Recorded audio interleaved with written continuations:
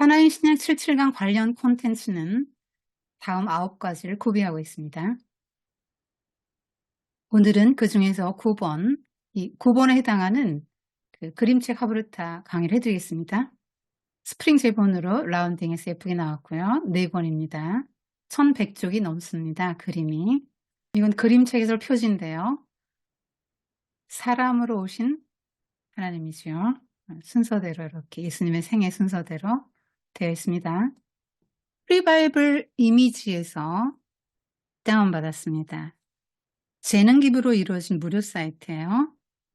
제가 일일이 그림을 다 다운받아서 편집해서 만들었습니다. 그리고 그 설명하기 위해서 해설 좀 만든 거고요. 재능 기부자들이에요. 회사의 비전입니다. 이렇게 나왔습니다. 우리는 세계의 가난한 지역에 있는 사람들을 돕는 마음을 가지고 있으므로 우리 사이트의 모든 것이 무료입니다. 언제 어디서나 누구나 무료로 다운로드할 수 있는 모든 연령층을 교육하기 위한 자료인 성경을 통해서 번역이 좀 잘못된 것 같아요.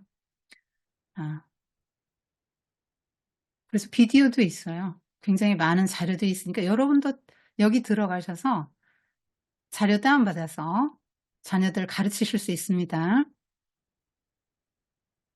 도대체 누가 이렇게 아름다운 그림을 그렸나 궁금해서 알아봤습니다. 폴라네시 길트너인데요. 목사님 딸인 것 같아요. 최근 사진이고요. 처음 직장에서 그림 성경 사파 그리는 일을 시작했대요. 9년 걸렸다고 합니다. 이 예수님의 생애를 그리는데. 그런데 굿 뉴스 프로덕션 인터내셔널과 컬리지 프레스 출판사의 후원으로 그러니까 직장 생활을 했으니까 이분은 이제 월급을 받으면서 그린 거겠죠. 근데 여기서 프리바이블 사이트에 기증한 것이죠. 그래서 여기 보면은 이렇게 무상 제공되고 있다 이렇게 나오죠. 폴라네시 길트너.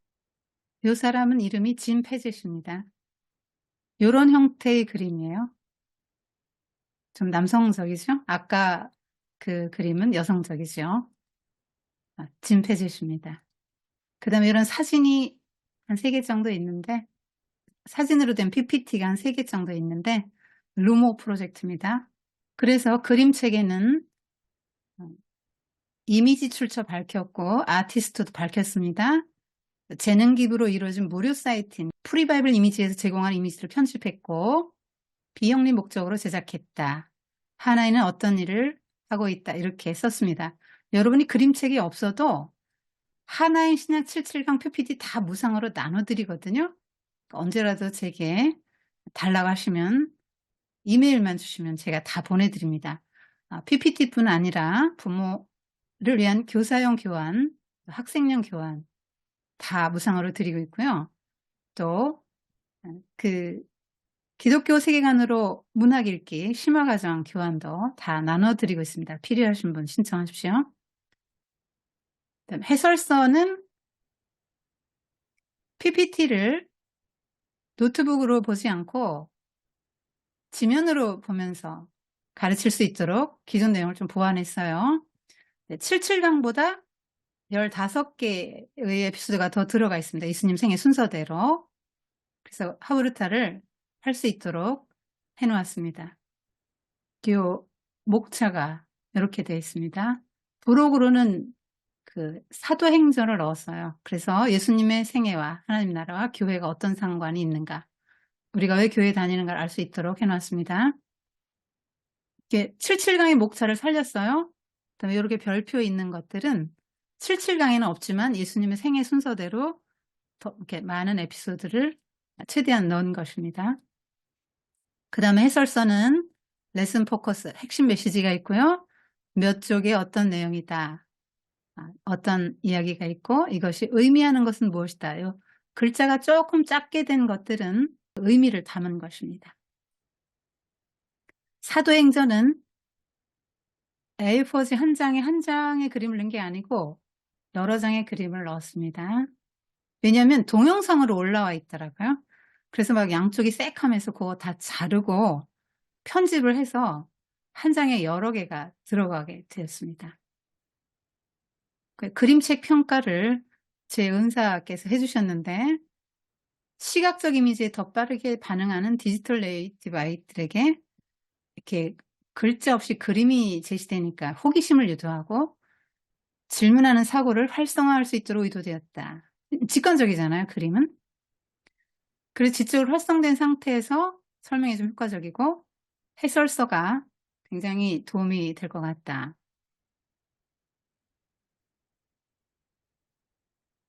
지금은 포스트 모던 시대잖아요. 직관이 굉장히 중요하고 영상이 중요한 시대가 되었습니다. 그래서 아이들이 글자보다는 이 그림에 먼저 반응을 하거든요. 그래서 잘 활용하시면 교육적 효과를 많이 얻을 수 있습니다. 그리고 우리 하나인 부대표 장세란 사모님 이렇게 애들이 너무 재밌어 한다고 이렇게 또 네, 보내오셨고요. 우리 포스터 만들어주신 손정수 사모님은 책의 외형적인 거, 컬러 종이질이나 모서리분 좋고 부담스럽지 않고 사실화이기 때문에 당대 그 성경의 이해를 높여준다. 그 다음에 김포 주님의 교회 하느님 목사님은 상상력을 더해주고 손으로 만져지니까 좀 아날로그적인 매력도 있고 핵심 메시지로 중심축을 세워줘서 딴 길로 새지 않을 것 같아서 설교를 하다 보면 핵심 메시지가 아니고 다른 주변부에 이렇게 또 주변부 주제를 다루게 되는데 핵심 메시지 때문에 그렇지 않게 된 것 같아서 감사하다 이렇게 보내오셨습니다.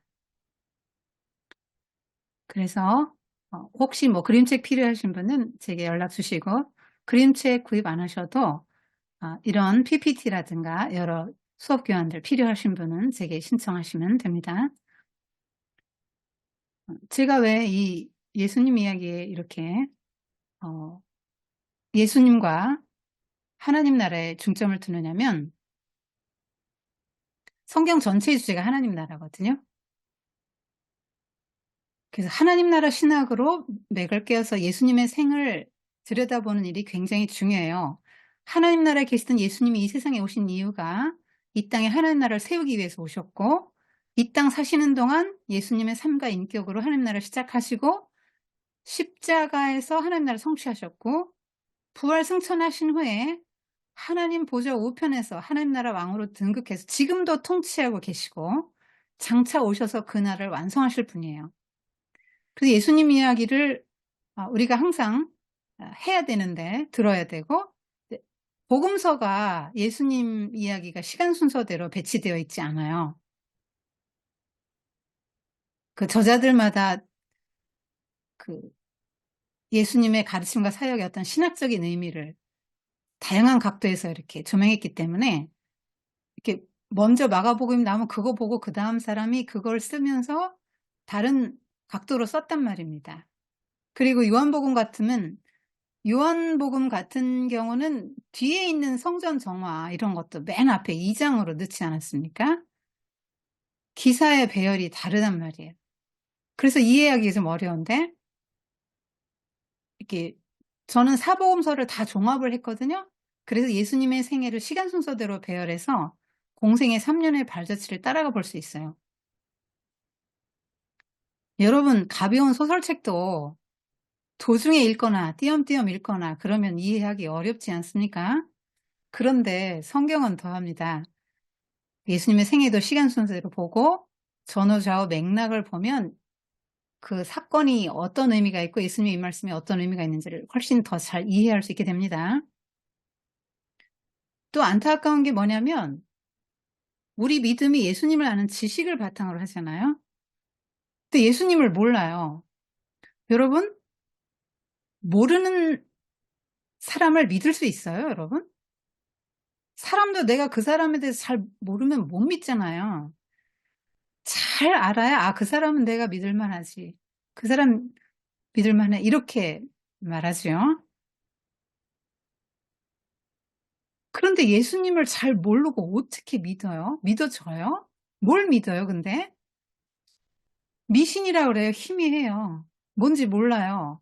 예수님이 누군지 잘 몰라요. 그냥 샤머니즘 5천 년 역사인데 그 선지신명 자리에다 예수님 갖다 놓고 지금 믿는 거예요. 그래서 맨날 복 달라고 기도하잖아요. 돈 달라고 하고.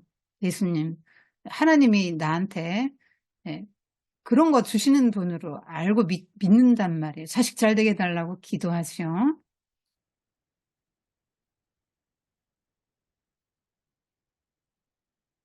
그런 거는 샤머니즘이고 기독교 신앙이 아니에요. 기독교 신앙은 예수님 알아가고 사랑하고 닮아가는 것이거든요. 근데 예수님 모르는데 어떻게 예수님을 알아가고 사랑하고 닮아가겠어요. 30년 다녀도 변화 성수가 안 일어나 예수님 모르면. 그러니까 아는 만큼 믿고 사랑하고 의지하고 아는 만큼 누리고 아는 만큼 분별하고 순종하고 심지어 고난도 '아 이건 주님의 뜻이야.' 하면 기쁘게 통과합니다. 주님이 어떤 분인지 알면 내게 나쁜 거 주시지 않거든요. 선한 분이거든요. 사랑하시는 분이거든요.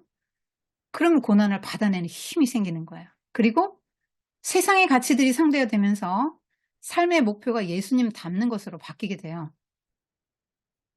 제 인생의 목표는 예수님 닮는 것입니다. 그러면 여러분의 목표도 이렇게 돼야 되고 여러분의 자녀도 이것이 네 인생의 목적이 돼야 돼. 그러려면 예수님 얘기해야 되죠. 자주 해야 됩니다. 예수님이 어떤 분인지를 자주 들려줘야 돼요. 그래야 애들이 모델로 삼을 거 아닙니까? 그리고 하나님 나라에 대해서 바른 지식이 필요하죠. 저는 예수 믿고 죽으면 천당 간다 이렇게 배웠습니다. 그런데 하나님 나라는 죽은 후에 영원히 구원받아 가는 것이 아니고 지금 이 땅에서 시작된다는 거죠. 현재적 선물이에요. 아까 이 그림 두 개로 온 거 보여드렸죠? 중간기 그림. 그 그림이 굉장히 중요한 그림이에요. 이런 이해를 좀 빨리 하도록 도와주죠. 그래서 내가 하나님 나라 백성이고 하나님 나라의 왕이신 그분에게 충성해야 되고요. 하나님 나라 백성이기 때문에 나 혼자 사는 게 아니잖아요. 공동체 개념이 생겨요. 그래서 공동체 윤리의식이 생긴단 말입니다. 그러면 의의 열매가 가득한 삶을 살게 되지요. 그러면 사회에도 정의, 생명, 자유, 평화 내가 경험하고 내가 치유받고 내가 경험한 그런 생명, 새 생명의 역사, 기쁨, 자유함, 평화 이런 것들이 증진돼서 하나님 나라가 자라게 되는 거예요. 여러분 하나의 신앙 나눔을 하고 계신데요. 1:1, 1대 다 혹은 어른들, 아이들도 1대 다. 또 엄마들이 홈스쿨 하시는 분은 로테이션으로 아이들 그러니까 어머니들 한 4분 정도 모여서 돌아가면서 엄마들 일 주일에 한 번씩 가르치고 이렇게 하십니다. 교회에서도 하시고 계시고 기관에서도 하시고 계시고 개인적으로도 하시고 계시는데요. 제가 부탁드릴 것은 교사 일변도로 하시면 안 된다는 거예요. 아이들에게 기회를 더 많이 주셔야 됩니다. 그리고 우리가 종종 교사로서 이제 시험에 드는 게 뭐냐. 어 많이 가르치고 싶은 거예요. 그래서 막 어떻게든지 많은 걸 가르쳐 주려고 하는데 아이는 용량이 그만큼 안 됩니다. 그래서 아이가 얼마나 받아들이고 얼마만큼 소화하고 있는가를 보시면서 조절하면 수업을 진행하세요. 특별히 일과 세례 요한 여러 세트를 다운받았기 때문에 그래서 한 거를 만든 거예요. 그래서 많아요. 그림 몇 장만 가지고 하십시오. 1과 2과만 많아요. 그다음부터는 많지 않습니다, 그림이. 그래서 좀 조절하실 필요가 있다는 거. 그다음에 너무 어린아이들에게는 세례 요한의 죽음 장면 패스하십시오. 상처받을 수 있습니다. 죽는 거 다 무서워해요. 그래서 어떤 아이가 "아 나 죽는 거 무섭다." 그래서 죽는 건 누구나 두려워. 근데 이 죽음의 문제를 해결해 주시기 위해서 예수님이 오신 거야. 그래서 우리가 예수님을 믿어야 돼. 이렇게 지혜롭게 넘어가다는 이야기도 들었습니다. 또 중요한 것은 주제에 집중하시라는 거예요. 주변적인 것에 예, 시간을 뺏기지 않도록, 분산시키지 않도록 하십시오. 그 해설서에 핵심 메시지 해놨습니다. 그러니까 여러분이 가르치기 위해서 영상도 듣고 보고 또 레슨 포커스도 보고 하진네 가족나눔도 보고 듣고 뭐 또 녹취도 보고 여러 가지를 다 하실 거예요. 뭐 소그룹 PPT 출전도 보시고 다 하실 텐데요. 그런 거 다 안 해도 제 해설서의 핵심 메시지만 보세요. 그럼 내가 뭘 가르쳐 줘야 되겠다. 이 주제가 이거구나 하는 걸 분명히 아시게 됩니다. 정말 시간이 없으면 이것만 여러 번 반복해서 이걸 외우세요. 그래서 주제에 집중해서 그 이외의 이야기는 우리가 지금 이거에 대해서 이야기하고 있으니까 그건 다음에 이야기할까? 이렇게 해서 아이의 마음이 상하지 않도록 하고 주제에 집중하도록 도와야 됩니다. 특별히 어른들이 자기 또 삶의 하소연, 삶을 나누다 보면 이 주제와 관련 없이 자기의 이야기를 하기 쉬워요. 그런데 우리의 공동체는 진리가 뭔가를 찾아가고 성경이 말하는 게 뭔가를 찾아가는 거예요. 그래서 그 성경 말씀을 삶에 적용하는 것입니다. 그렇기 때문에 주제에 집중하고 성경이 뭐라고 말하나를 아는 게 굉장히 중요해요. 이 주제에 집중해서 성경을 보시고 그리고 오늘날 하나님이 나에게 말씀하시는 건 뭐냐를 보고 삶에 적용하는 것이죠. 그리고 그 다음 주에 뭐였을 때 내가 이 말씀을 삶에 적용했을 때 이러한 실패와 성공이 있었다. 이걸 또 나누는 거예요. 그리고 서로 격려하면서 영혼을 세워주면서 서로 위해서 기도하면서 그렇게 나아가는 겁니다. 그래서 주제에 집중하시라는 거고요. 전체를 꼭 보셔야 됩니다. 화편적으로 알면 의미 형성이 안 되는 거예요. 캄보디아에서 한 선교사님이 남편 목사님이 설교하신 후에 이 부인 선교사님이 또 5 내지 10분 하신대요. 그런데 수많은 자료 뭐 교리도 해보고 뭐도 해봤는데 막 자료 찾는 게 너무 힘들고 또 그게 어렵잖아요. 교리가 굉장히 어려워요. 그래서 하나인을 하기로 했는데 가나 혼인잔치부터 했다. 그래서 아니 그렇게 하시면 안 되고 설명하시라고 전체를 처음부터 다시 시작하는데 그 이유는 무엇이다 설명하시고 세례요한이 굉장히 중요하죠. 왜요? 구약의 모든 그 예언의 성취가 예수님이잖아요. 근데 그 예수님의 전령자로 온 사람이 세례요한 아닙니까? 그러니까 신구약이 한 권이다. 이 사람들은 신약과 구약의 어떤 배경 지식이 아무것도 없어요. 그냥 교회도 뭐 매주 나오는 것도 아니고 그 구약의 지식이 없는데 그걸 얘기해 주나요? 얘기해 줘야죠. 모든 구약의 성취가 예수님이다. 그 한 줄, 성경 한 권이다. 근데 구약의 예언이 예수님에게 성취됐는데 그 예수님이 예수님의 전령자로 세례요한이 왔다. 그러니까 400년 동안 아무 예언도 계시도 없다가 하나님의 계시가 다시 시작된 것이잖아요. 세례요한 때부터. 그래서 성전에서 공개적으로 천사에게 나타나고 사가랴가 분향할 때 천사가 나타나서 거기 모인 많은 백성들이 하나님이 다시 이스라엘의 세일을 시작하셨나 봐. 이런 기대를 하게 만들고 늙은 사가랴와 엘리사벳이 아기를 낳았을 때 아브라함과 사라에게 역사하셨던 그 하나님이 우리 이스라엘에 또 다른 일을 행하시지 않을까 이런 기대를 하게 만드는 거잖아요. 그래서 성경 전체를 쭉 보고 해서 성경 전체 중에 지금이 어느 지점이고 어떻게 구약이 이 신약의 예수님에게 성취되었는가를 알려주어야죠. 우리가 왜 예수를 믿어야 되는지를 그래야 아는 거 아닙니까? 그래서 레슨 포커스, 핵심 메시지만 보고 PPT도 전부 다 보여주지 말고 몇 장만 보여주고 그렇게 하시고 PPT 핵심 메시지를 번역하셔서 다른 캄보디아 선교사님들하고 공유하십시오. 이렇게 부탁을 드렸습니다. 꼭 전체를 보셔야 합니다. 왜 우리가 시각자를 보아야 되는가? 여러분, 루이스가 나니아나라 이야기를 써서 카네기상을 받았잖아요. 어마어마한 책이죠. 제가 독서지도 20년 넘게 했는데요. 정말 최고의 책은 성경. 그 다음이 루이스의 나니아나라 이야기거든요. 근데 이 7권의 책이 요 이미지 한 장에서 나왔습니다. 파우누스잖아요. 이 이미지가요. 이 사람이 16살 때 요 이미지를 떠올렸대요. 16살 때.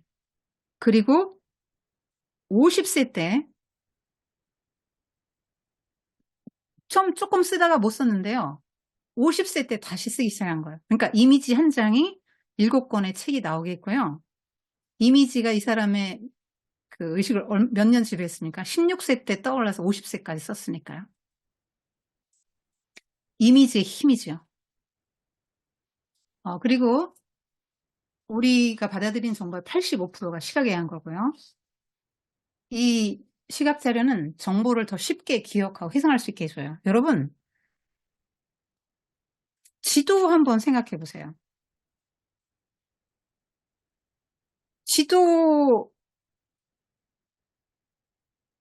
지도 같은 거 보면 굉장히 쉽게 이해되잖아요. 뭐 물건 샀을 때 설명서 같은 거 한번 생각해 보세요. 그림으로 그려주면 굉장히 쉽죠.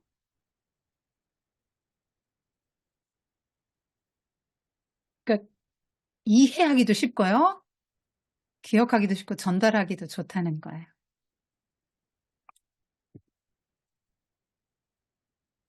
그리고 구체적으로 보여주잖아요. 여러분 삐아제 인지 발달 단계 아시죠?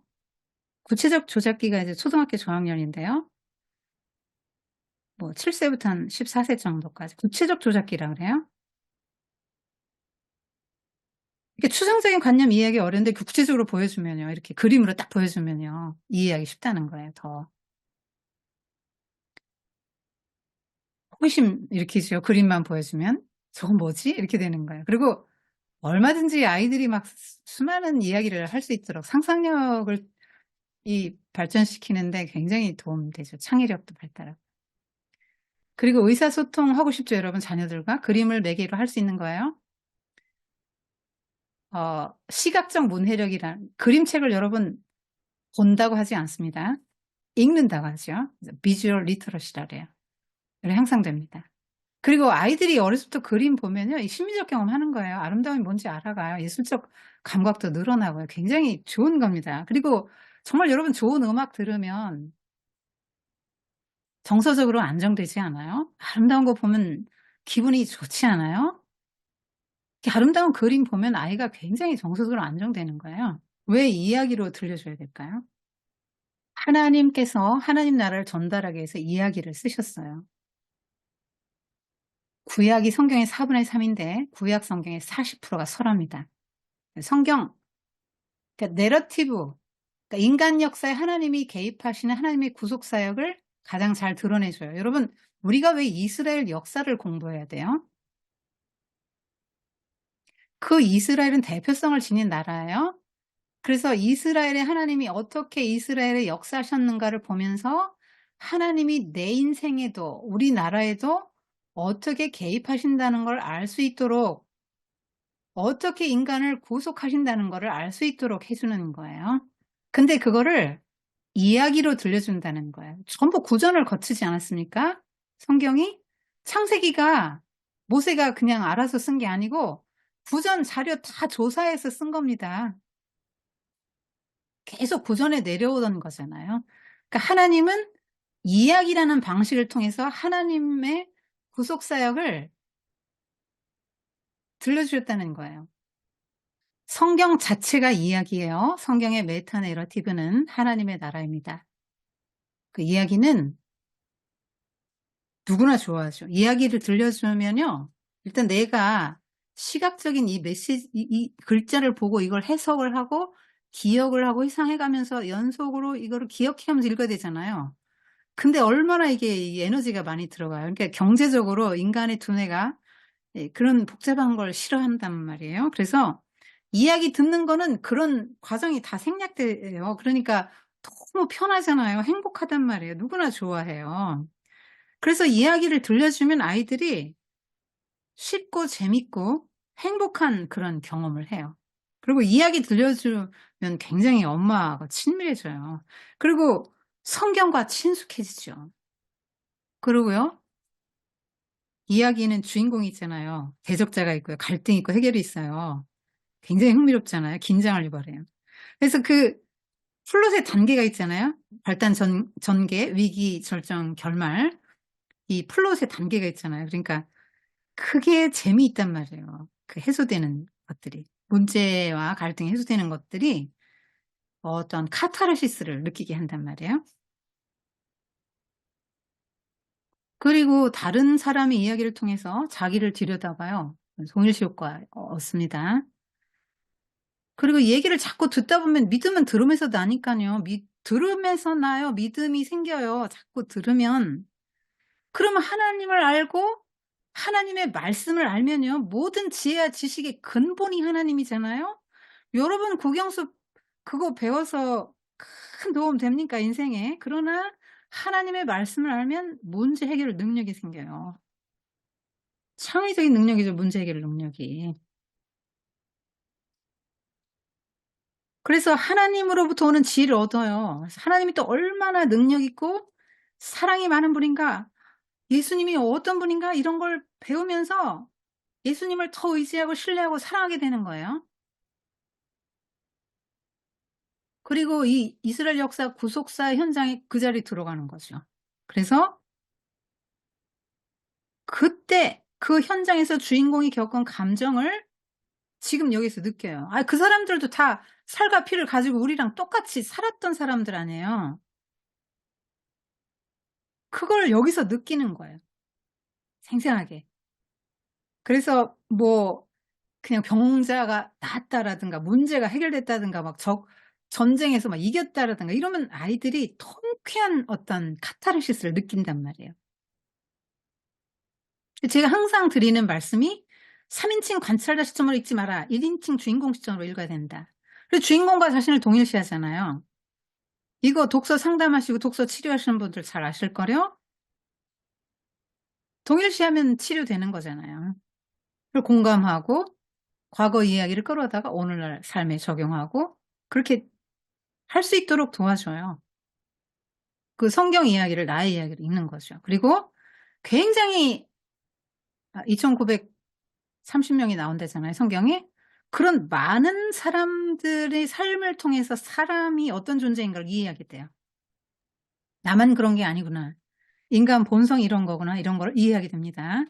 그리고 어떻게 하나님께 반응하고 하나님과 관계를 맺으며 살아가야 하는지를 알게 돼요.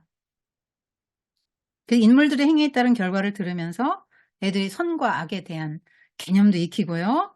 내가 하나님 나라 백성인데 어떻게 살아야 하나? 어떤 가치를 갖고 살아야 되나? 여러분 하나님도 가치가 있어요. 가치관이 있으세요. 성경은 하나님의 가치관을 써 놓은 거예요. 그 하나님의 가치관이 좋은 가치관이죠. 얘들아 이렇게 살아. 희생이라는 게 너무 좋은 거야. 섬기는 게 좋은 거야. 사랑이 좋은 거야. 이게 우리가 추구해야 될 가치관인 거죠. 이기심 갖지 말고 이타적으로 살아라. 이런 것들이 하나님의 가치란 말이에요. 하나님의 가치관이란 말이에요.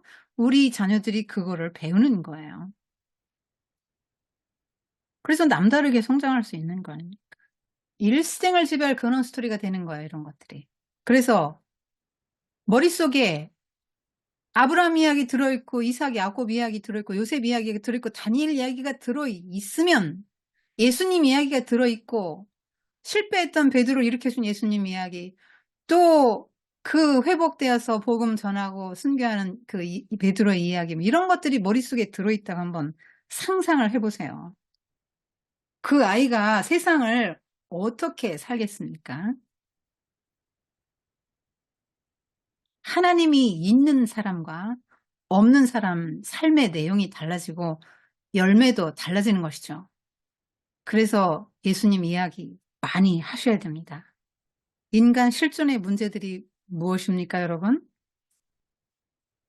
소유욕, 지배욕, 이기심, 또 하나님으로부터 떨어져 나온 데서 오는 수많은 결핍들. 하나님으로부터 공부받지 못하니까요.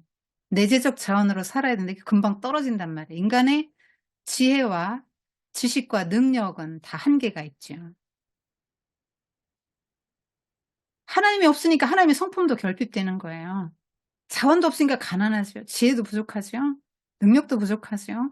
하나님의 성품도 부족해요. 하나님이 없으니까 자연이 없는 거예요. 애정 결핍. 그래서 문제들이 생기지 않습니까? 내가 소유하려고 하고 지배하려고 하고 내가 더 나은 삶을 살기 위해서 남을 짓밟고 경쟁하고 그러는 삶을 살게 되는 거예요. 하나님이 없으면 그게 일생이 되는 거예요. 내가 원하면 내 감정이 원하고 내가 원하면 남의 행복은 두 번째고 내가 취하는 것입니다. 가진 수단 방법을 써서라도. 한마디로 말해서 하나님 결핍인 것이죠. 말씀 결핍이고 예수님 결핍인 거예요. 그런데 그 예수님 이야기를 여러분이 할 줄 모르면 그림이라도 보여주라 이 말이에요. 그래서 그림이 아이를 지배할 수 있도록 무의식의 세계에서 지배할 수 있도록 그렇게 해주세요. 그림책 하브르타는 제가 그냥 이름을 붙여봤어요. 이런 게 있는지 없는지 잘 모르겠습니다. 그러니까 스토리텔링 이야기를 들려주면서 아이와 이제 소통하는 거예요. 그리고 아이로 하여금 설명해 보게 하는 거고 시간 순서 맞추는 걸 한번 해볼 수 있고요. 개념 정의를 해볼 수 있어요. 왜냐하면 이 개념 정의가 이 사전적 정의와 우리가 알고 있는 것과 성경이 말하는 개념 정의 달라요. 선과 악, 뭐 이런 거 다 다릅니다. 그래서 이런 거 제가 지금 일일이 얘기할 시간은 없고요. 이 개념 정의 한번 해볼 수 있는 거죠. 그 다음에 비교대조 하브르타가 굉장히 좋아요. 고등사고를 촉진합니다. 정말 극단적인 두 그룹을 비교해서 대조할 수 있습니다. 그래서 대조할 때는 이거 이따가 예시 2개 들어드릴 거예요. 비교 항목을 이렇게 애들은 못 정해요. 어려워서. 항목을 던져주는 거죠. 사고를 촉진시키면 이런 점에서는 어떻게 다르지? 같은 점은 뭐가 있지? 이런 거 이제 물어보는 거예요. 그러니까 문제 해결 하브르타는 문제가 뭐지? 어떻게 해결했지? 잘한 건가? 더 나은 대안은 없었을까? 뭐 이런 거 해보는 거죠. 그러니까 어떤 원인으로 어떻게 원인 결과를 한번 찾아보는 거. 원인 분석을 해보는 거예요. 어떤 원인에서 분석해보고 또 인물 성격 분석도 할 수 있죠.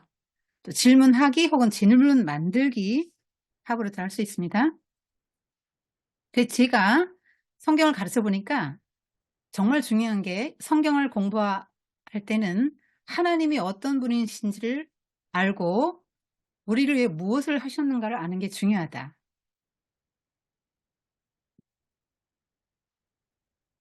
성경이 하나님께서 하신 일을 기록한 책이잖아요. 하나님을 아는 게 중요해요. 그래서 그 과를 공부하고 나서 어떤 하나님인 것 같다라는 걸 모르면 안 돼요. 그래서 포커싱을 하나님에게 하라는 거예요. 자, 우리는 사람에게 주목하는데 사람보다는 그 사람을 선택해서 일평생 쫓아다니시면서 약속의 말씀으로 격려하고 연단하시고 하나님의 백성답게 만들어 가면서 빚어가시면서 사용하시잖아요. 그러니까 그 하나님에게 포커싱을 하라는 거예요. 그 예시는 누구를 선택하셨냐? 어떤 비전을 주셨냐? 그래서 이 사람을 구원하기 위해서 어떤 도구와 방법을 사용하셨나? 그래서 하나님 나라 역사의 무대에서 인물에게 언제, 어떻게, 어떠한 배역을 왜 맡기셨냐? 그럼 여기 보면은 전부 잘난 사람이 아니고 약한 사람들이 많아요. 그럼 아이들은 희망을 가져요. 나 같은 사람도 하나님께 쓰임 받을 수 있겠다는 희망을 갖습니다. 그러니까 하나님이 어떤 분이냐 이거 알게 해줘야 돼요. 첫째가 성경 읽었을 때 하나님은 어떤 분이시지? 인간을 구원하기 위해서 무슨 일을 하셨어? 어떤 사람을 쓰신 거야? 이걸 알아야 되는 거죠. 그러니까 하나님이 쓴 인물에게 두 번째 인물에게 포커싱할 때는 하나님 이야기만 있는 게 아니죠. 성경은 사람 이야기잖아요. 우리 사람 공부해야 돼요. 사람들하고 관계 맺고 일평생 사람들하고 어울려 살잖아요. 국영수 공부보다 중요한 게 사람 공부예요. 그 성경을 통해 사람 공부하는 거죠. 하나님은 사람을 통해서 일하시죠. 절대 혼자 일하지 않으십니다. 그래서 사람을 좀 알자 이거예요. 사람을 연구해서 모델 반면교사로 삼을 수 있어요. 성경에서도 이렇게 하지 않습니까? 롯의 철을 기억하라. 가인같이 하지 말라. 뭐 이런 거 나오잖아요.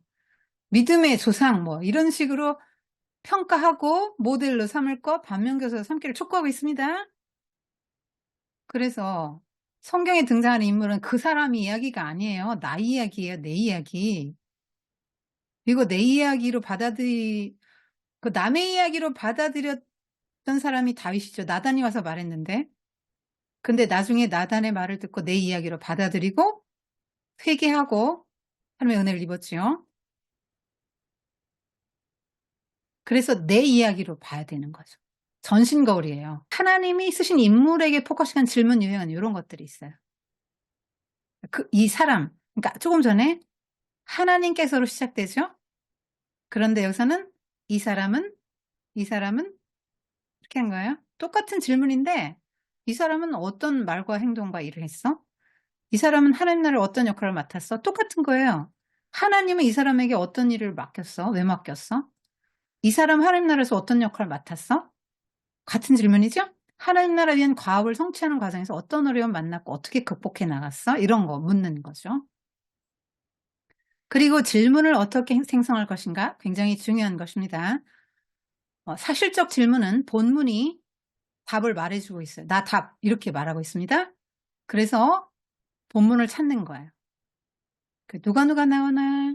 무슨 일이 있었나? 시작은 어때고 그런 어땠나? 이런 것들이에요. 누가 나오나에서는 이제 등장인물 중에서 주인공에 집중하겠죠. 그래서 여기에 다양한 것들을 할 수 있어요. 이름이 뭐고, 뭐 부모는 누구고, 직업, 환경, 외모, 성격적 특징, 신앙성, 관계, 뭐 하나님과의 관계, 이웃 관계 다 할 수 있죠. 이 사람이 부자였는지, 가난한 사람이었는지, 또 이름도 다 뜻이 있거든요. 이런 건 후속 질문으로 들어갈 수 있는 거예요. 그러니까 사실적 질문은 이 성경에 나와 있어서 다 누가 봐도 알 수 있는 거예요. 추론적 질문은 답이 안 나와 있어요, 성경에. 그래서 주로 의문사, 왜, 어떤, 이유, 이것도 왜지요? 이런 걸 하는 거예요. 그래서 왜 그랬을까? 왜 그런 말을 했을까? 행위나 동기, 이유, 사건이 향하는 방향에 대한 상상, 어떤 배경, 원인, 결과, 인물의 특성을 묻고 결론을 예측하고 비유와 상징의 의미, 사건에 숨겨진 의미 이런 거를 물어보는 거예요. 이거는 추론적 질문은 어린아이들은 사실적 질문을 끝내세요. 여기에서 어릴수록 OX로 바꾸시고 또 애들이 기억을 잘 못하면 오픈북으로 하라고 하세요. 그리고 그래도 모른다 그러면 베드로를 맞춰야 될 경우는 비읍, 디귿, 리을 세자야. 그렇게 이니셜 주세요. 그 다음에 그래도 물론 스무고개 퀴즈처럼 이 사람은 어부였어. 뭐 이런 식으로 팁을 막 몇 가지 주는 거죠. 그래서 이제 아이로 하여금 맞히게 하는 거예요. 엄마들이 답답해가지고 이거잖아 이렇게 하지 말고 아이로 하여금 답하게 도와주시는 거예요. 이런 거는 왜, 어떻게, 그래서 이렇게 의문사와 이런 것들을 사용해서 어떤 뭐 이런 것들 왜, 어떻게, 어떤 이런 의문사들 사용해서 하는 거. 주로 왜 이런 표정을 칠까? 이렇게 물을 수 있는 거죠. 무슨 일이 있었을까? 이 사람이 이땐 이랬고 이땐 이랬는데 이 가운데서 무슨 일이 있었을까? 이게 추론해야 되는 거잖아요. 이거 안 나와 있으니까. 그 다음에 비판적 질문은 비판하면 여러분 비난과 혼동하시면 안 됩니다. 더 나은 문제 해결책을 창의적으로 찾아가는 과정이에요. 그래서 옳은가 그른가, 잘했나 잘못했나, 타당한가 타당하지 않은가, 어떻게 했으면 더 좋았을까 이런 걸 생각해 보는 거예요. 그래서 하나님이 부르셨는데 역할 수행을 잘했어 잘못했어? 옳은가 그른가, 뭐 문제점은 뭐야 이런 거 따져보는 거예요. 그래서 가장 쉬운 것이 잘했나, 역할을 잘 감당했나? 그러면 성공과 실패로 따질 수 있는 거예요. 하나님이 맡기신 역할을 잘 감당했으면 성공자예요. 하나님 나라 백성으로 성도로서 성공한 거죠. 혹은 아버지로서 성공, 성도로서 성공. 롯 같은 경우 아버지로 실패, 성도로서도 실패자로 볼 수 있어요. 그런 식으로 평가를 해보는 거예요. 이건 굉장히 고등사고죠. 그다음 비슷한 인물, 또 반대되는 인물 한번 찾아봐. 뭐 그런 거 이제 물어보는 거죠. 중요한 건 또 적용적 질문인데 나라면, 너라면. 그리고 그 인물 속에 들어있는 나의 모습은 어떤 것인가? 나는 이 사람과 무엇이 같고 무엇이 다른가? 누구에게 더 가까운가? 이 사람이 살아온다면 뭐라고 말할까, 나한테? 나는 어떤 점을 바꿔야 될까? 이런 것들을 이제 생각해 보는 거예요. 그 인물에 대입해 보고. 이게 적용적 질문, 이게 굉장히 중요하죠. 종합적 질문은 하나님의 의도를 파악하려는 거예요. 왜냐면 작가 의도를 알아야 되잖아. 내게 주는 메시지가 뭔지. 근데 성경의 원 저자가 성령 하나님이시죠. 그래서 하나님의 그 말씀이 나에게 지금 뭐라고 말하는지를 그거를 찾아가는 과정이죠. 그래서 이거는 주제를 파악하는 과정이에요. 그런 질문을 하는 거예요. 이 이야기를 통해서 하나님이 어떤 메시지를 주려고 하는 것일까? 한번 이 사람의 생애를 한번 표현해 봐. 너 같으면 어떤 사람으로 불리고 싶어? 뭐 이런 거 물어볼 수 있는 거예요. 과부의 두 랩돈이죠. 이 그림 한 장을 보고도요. 자, 보세요. 여기 자세히 보게 하세요. 부자들은 지금 많이 넣었어요. 많이 넣고 있고요. 등장인물 예수님 지금 보고 계시잖아요. 근데 저 옷이 많이 떨어졌죠. 너덜너덜하잖아요. 여기도 귀엽네. 예, 옷 행색이 벌써 좀 초라하잖아요. 그림 보고 아이로 하여금 제자들은 지켜보고 있고요. 아이로 하여금 이제 관찰하게 하고 애들이 궁금한 게 많고 또 성경 찾아서 대답하게 하면 아이들로 하여금 설명하게 할 수 있는 거죠. 아까 설명하기 하부르타. 아는 게 뭐야? 이제 이렇게 말할 수 있는 거죠. 이 질문 여기 제가 해놨습니다. 무슨 이야기일까? 누가 나? 어디일까? 여기 성전 여인의뜰이잖아요. 누가 온 거 막 비교해봐. 뭐가 다르지? 과부 개념정의. 부자 가난한 자 뭘로 알수? 이거 관찰하는 거잖아요. 어느 정도로 가난했는가. 이런 것들이 디테일하게 좀 생각을 정교하게 해주는 거예요. 얼만큼 가난했어요. 그림에서 귀여운 거 보고 여자 행색 보고 그러면 가난한 거 알죠? 근데 그냥 짐작으로 하지 말고 성경은 뭐라 그러지? 한번 찾아보라고 하는 거죠. 성경에 이 여자가 가난하다고 표현한 부분 한번 찾아봐. 그러면 가난한 이런 표현이 나와요. 그 다음에 과부 나옵니다. 과부는 돈이 없는 사람이죠. 남편이 없으니까. 또 고차한 중에 자기 생활비 전부, 생활비가 2,000원이에요. 전부가. 그리고 가난한 할 때 이 가난은 부자와 거지 나사로에서 거지하고 똑같은 말이에요. 그러니까 거지 과부라는 뜻이거든요.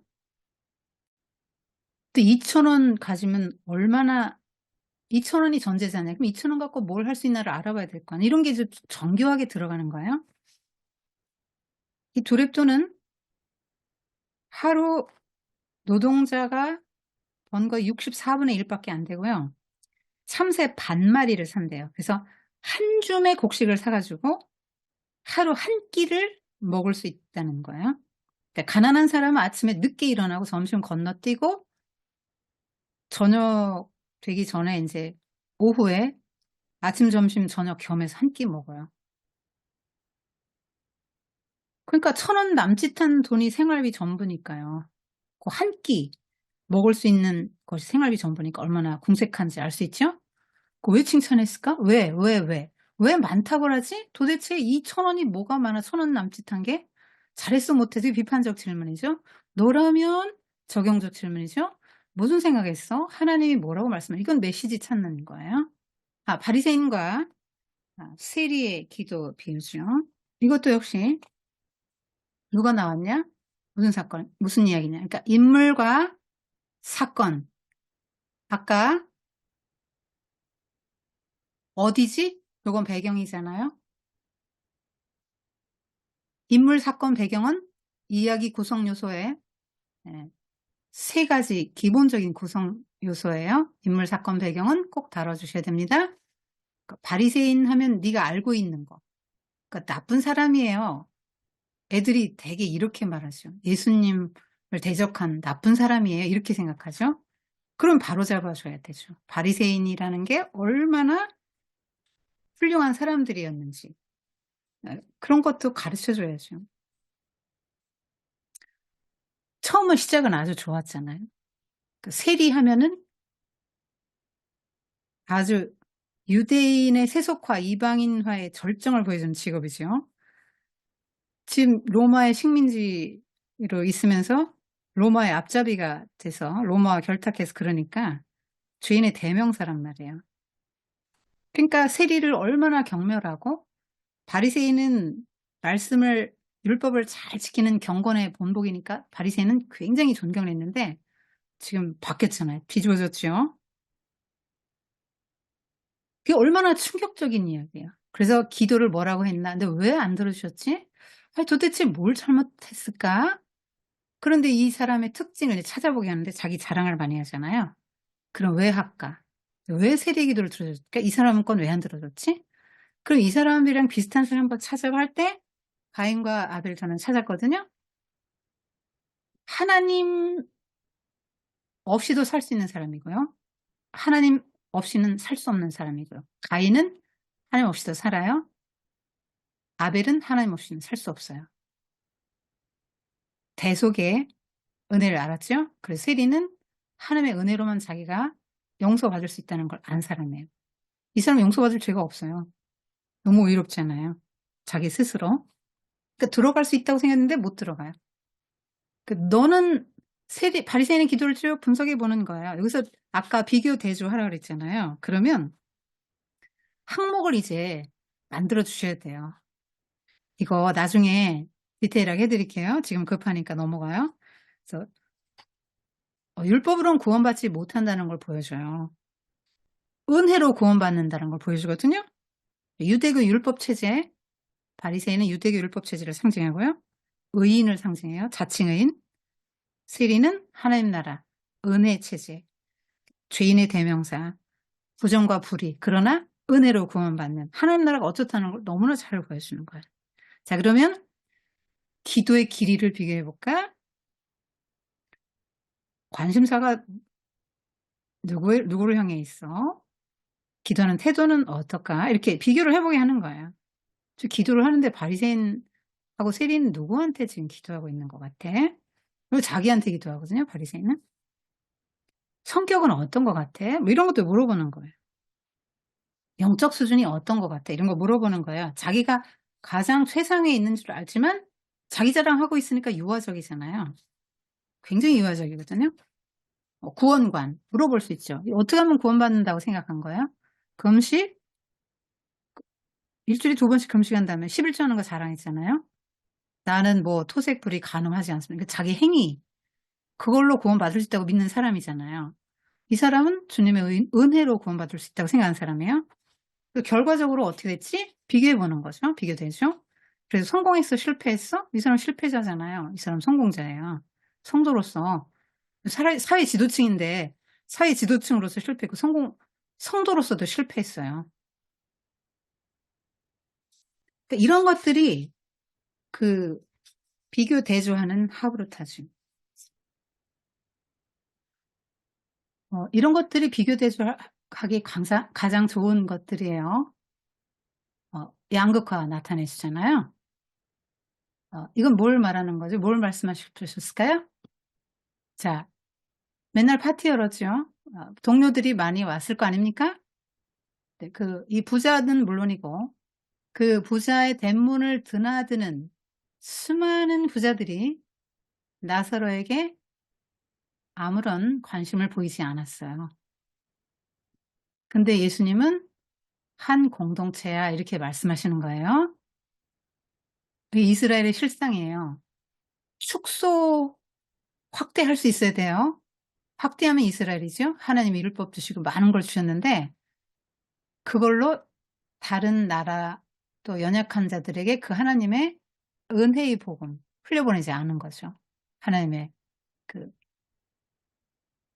율법을 흘려보내고 은혜를 흘려보내야 돼요. 축복을 흘려보내야 돼요. 열방의 복이 근원이 돼야 되는데 이스라엘이 이 부자 같아요.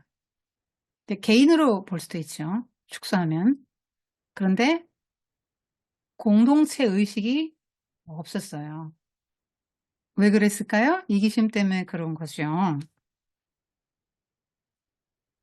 자, 그 다음에 이건 정말 그 이방인 사마리아인과 그 제사장 레위인과 비교할 수 있는 비교 대조하기 좋은 거죠. 정말 율법을 잘 알고 가장 많은 일을 해야 될 사람들이 아무것도 안 했다는 거죠. 그리고 정말 유대인들이 지옥의 땔감으로 여기고 개 돼지로 여기는 이방인이 이렇게 했다. 이 이방인 요 하나님 나라 백성의 모델이죠. 예수님이기도 하고요. 예수님이 이렇게 우리를 위해서 와서 이런 일을 하셨죠. 자, 이 비교 대조할 수 있어요. 그리고 잘했나 못했나 다 따지게 할 수 있잖아요. 어린아이들이 이런 거 다 알아요. 그 다음에 이것도 비교되죠. 근데 이 부자잖아요. 근데 다 지켰다고 이렇게 이 표정이 굉장히 이 표정 같은 거 보면은 애들한테 물어볼 때 의기양양하잖아요. 근데 이렇게 돌아가요. 하나님 나라의 복음을 받아들이지를 못하고 돌아가는 거예요. 자, 여기 예수님이 서 계신데요. 예수님을 등지고 돌아가면 이 사람의 앞에 뭐가 있죠? 빛을 등지면 이 사람 앞에 뭐가 있겠어요? 이 사람 인생이 어떻게 되겠어요? 자, 누구와 대조할 수 있습니까? 삭개와 대조할 수 있죠? 비교되죠? 자, 부자 구원받을 수 있는가? 돈이 많아서 구원 못 받아요. 부자. 돈을 너무 사랑해서. 근데 부자인데 구원 받았잖아요. 그죠? 그러면 도중에 어떤 일이 있었던 건가? 도대체 예수님하고 무슨 이야기를 나눴길래 삭개가 이렇게 변했을까? 그런 건 이제 추론적인 거죠. 성경에 안 나오는 거니까 물어봐야죠. 하나님 나라 이야기 하셨겠죠? 오나가나 하나님 나라 이야기 하셨으니까. 자, 세리 마태 부르시는 장면이죠. 역시 부자입니다. 돌아다니는 세리보다 이렇게 사무실에서 일하는 사람이 돈을 더 많이 착복해요. 이 법을 잘 활용해서. 그런 마태를 부르셨죠. 그래서 이렇게 마태가 너무 기뻐서 잔치를 여는데 이 구원의 기쁨을 말해줘요, 잔치는. 그리고 사람들 봐요. 왜 이러죠? 죄인이라고 하는 거죠. 근데 예수님은 파격적이시죠. 많은 사람이 죄인이라고 매도하는 세리를 제자로 삼으셨죠. 마태복음 쓰게 만드셨잖아요. 그러니까 얼마나 그 예수님이 이 유대인들과 비교돼도 되는 분인지를 알 수 있죠. 예수님의 하나님 나라는 죄인을 용납하죠. 정죄하지 않습니다. 오히려 그를 환영해요. 죄인을 환영합니다. 비교 대조할 게 너무 많지요. 요 비슷하잖아요. 세리장 삭개오와 세리 마태의 비슷한 점 비교할 수 있죠. 그 다음에 하나님 나라와 유대교 비교할 수 있어요. 유대교는 층층이 차별했고요. 차별을 합법화했습니다. 죄인이라고 상종을 안 했어요. 땅의 사람들 이렇게 말했습니다. 가난한 사람 또 이런 세리 이런 사람들은 상종하지 않았어요. 왜냐하면 이 사람들이 진짜 죄인이 아니고 누구나 다 똑같은 죄인인데 이 사람들이 진짜 죄인이 아니고 바리새인들이 정한 율법을 지키지 못하는 관습법 이런 걸 지키지 못하는 사람들을 죄인으로 매도하고 상종하지 않았거든요. 근데 예수님은 그런 것들이 잘못됐다라는 것을 보여주시기 위해서 이렇게 그리고 나는 죄인의 친구다. 그러니까 죄인들이 모였으면 다 기뻐하잖아요. 웃잖아요. 근데 여기 웃는 사람 하나도 없어요. 유대교회는 웃음이 없습니다. 기쁨이 없어요. 구원의 기쁨이. 기뻐하잖아요. 그리고 죄인을 찾아가시는 하나님이잖아요. 비교할 거 많아요. 유대인들은 죄인을 찾아오시는 하나님 상상 못합니다. 죄인은 벌해야 돼요. 유대인의 율법 개념으로인데 예수님이 죄인을 찾아가시고 부르십니다. 제자 삼으시고 그를 변화시키시고 위대한 인물로 빚어 쓰시죠. 비교할 게 굉장히 많죠. 자, 제가 이 그림책을 만들면서 이 성경 독서 치료라는 말이 있을 수 있겠다. 제가 인터넷 검색을 해봤더니 성경 독서 치료라는 말은 안 나와요. 그냥 제가 정한 거예요. 성경적 상담, 성경적 뭐 독서 상담 이런 건 있어요. 그런데 성경 독서 치료 이런 말은 없는 것 같더라고요. 제가 대학원에서 독서 지도학을 전공할 때 독서 치료 한 학기 공부했습니다. 그런데 저는 큰 관심을 두지 않았어요. 왜냐하면 시치료 혹은 이 문학치료 이런 게 있었거든요. 독서치료. 그런데 제가 생각할 때 피상적으로 다루는 것이지 본질적인 치료는 안 될 것 같다. 그래서 관심을 두지 않았는데 제가 이번에 그림책을 하면서 이걸 경험을 했어요. 제가 이 그림책을 편집을 하면서 그 예수님이 막 그 무리를 걸으시고 풍랑을 잔잔케 하시고 병자를 고치시고 죽은 자를 살린 이 그림을 막 계속 보다 보니까 너무 감동이 되는 거예요. 그리고 막 눈물이 나는 거예요. 그래서 이거는 본질적인 치료다. 성경이니까. 그래서 비블리오 세라피 해서 책을 통한 치료예요. 근데 성경이 문학이거든요. 그래서 독서 치료의 정의는 이런 거예요. 그래서 여러분 성경을 하나님 말씀을 어떤 도구로 사용하면 너무 이거는 불경스럽고 죄송한 것이죠. 하나님을 도구로 말씀을 도구로 해서 나의 문제를 치료한다. 불경스러운 것입니다. 그러나 도구가 아니라 어떤 토론의 대상. 이거는 성경을 가지고 우리는 항상 하부릇하지 않습니까? 이건 괜찮은 것이죠. 그래서 이걸 가지고 이야기를 나누는 건 너무 좋은 거예요. 근데 그 과정에서 자연히 치유가 일어나는 거예요. 성경을 매개로 1:1 소집단으로 뭐 여러 가지 활동을 하면서 나의 당면한 문제를 해결해 나간다. 그러니까 사람은 하나님과의 관계가 깨진 데서 모든 그 결핍의 문제나 상처나 아픔이나 이 부패한 죄성이 생겼다고 보고 모든 사람은 다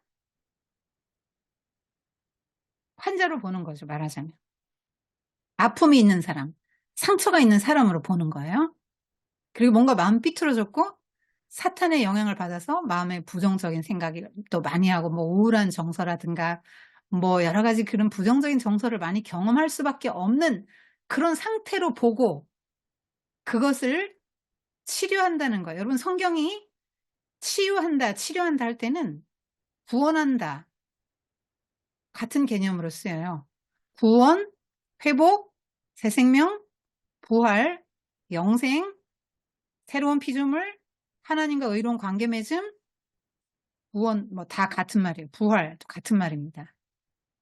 그래서 그 성경을 통해서 나의 모습을 직면하고 어떤 통찰이 일어나서 또 동일시도 하면서 그럴 때 치료가 일어나겠다, 회복이 되겠다는 생각을 한 거예요.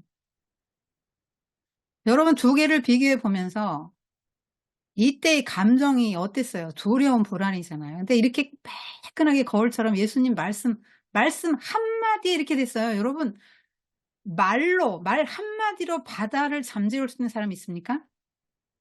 예수님은 하나님이다 이렇게 말하고 있는 거죠. 이거 저 실제로 체험했어요. 제가 그 구역원들 그 자녀 2명을 그 성경을 가르쳤거든요. 근데 걔가 초1 이었어요. 얘는 엄마 없이는 못 자랐는데 그 성경 이걸 가르쳐 줬거든요. 근데 얘가 하루는 학교에서 막 오다가 저를 만났어요, 길에서. "구역장님!" 그러더니 막 소리를 지르면서 막 웃으면서 달려오는데 "구역장님 난 인제 무서워하지 않아요. 나 이제 엄마 옆에서 안 잘 수 있다는 거예요." 왜 그런가 했더니 이거를 공부를 했는데 난 예수님이 이렇게까지 능력이 많은 분인 줄 몰랐다는 거예요. 그러면서 그 예수님 이야기를 듣고 나서 자기는 무서운 게 안 생겼대요. 학교 가면 막 선배 언니들이 귀신 얘기해 주고 막 이러는데 막 너무 무섭고 그랬는데 인제는 안 무서워졌어요 이러는데 이 성경 말씀을 가르쳐서 어린아이의 그 두려움의 문제가 해결되고 두려움으로부터 구원받고 치유받은 거예요. 저는 이거 경험했습니다. 초등학교 1학년 여자아이가 직접 자신이 말한 거예요. 저희 구역원의 딸이었어요. 지금은 고등학교 1학년 됐습니다. 너무나 감격적인 장면이죠? 세상에 어떤 사람이 바다 위를 걸을 수 있습니까? 하나님이라고 말하는 거예요. 이 바다, 히브리의 개념으로 바다는 악한 영들이 사는데요. 그 악한 영을 통제할 수 있는 거죠. 베드로가 물에 빠졌잖아요. 손을 잡아서 건져주시죠. 여러분, 여러분의 자녀가 살다가 이 인생의 파도를 만나서 허우적거릴 때 이 장면의 그림만 기억할 수 있도록 가르치면 잘 가르친 거예요. 나의 구원이 어디에서 올까? 세상에 어떤 사람이 나의 문제를 해결해 줍니까? 오직 주님밖에 없다.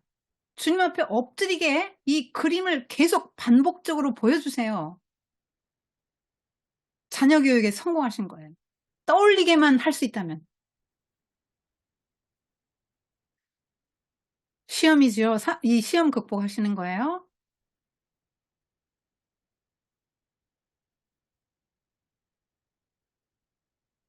이것도 굉장한 우리에게 파워를 줍니다.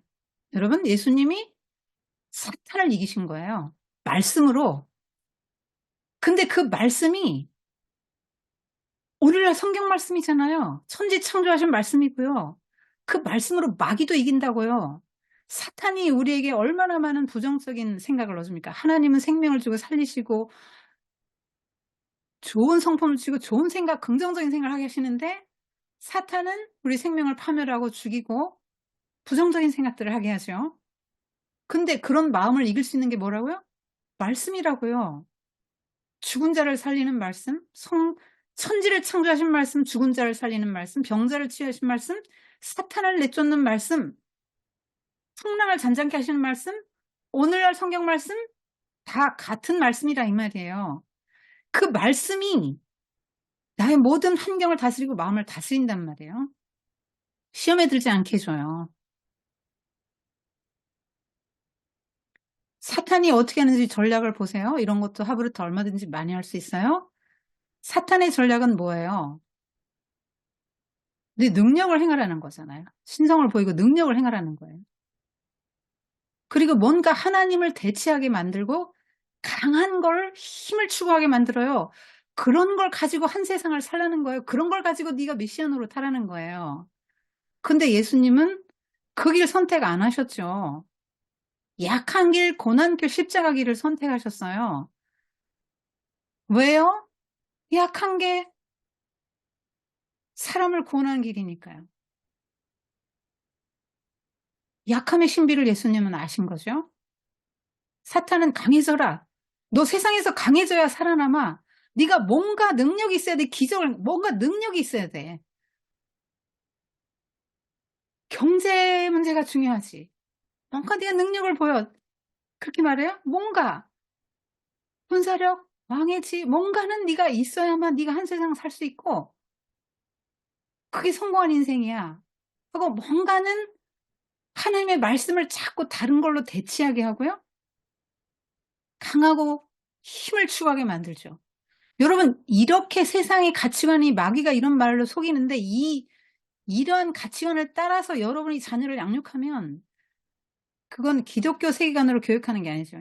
예수님이 이런 때 이쪽을 선택하셨죠. 빵이냐? 하나님 말씀 면에서 하나님 말씀을 선택하는 사람 시험에 안 든다 이 말이에요. 나의 능력을 보이고 싶어요? 하나님을 시험하지 않으면 시험 들지 않아요.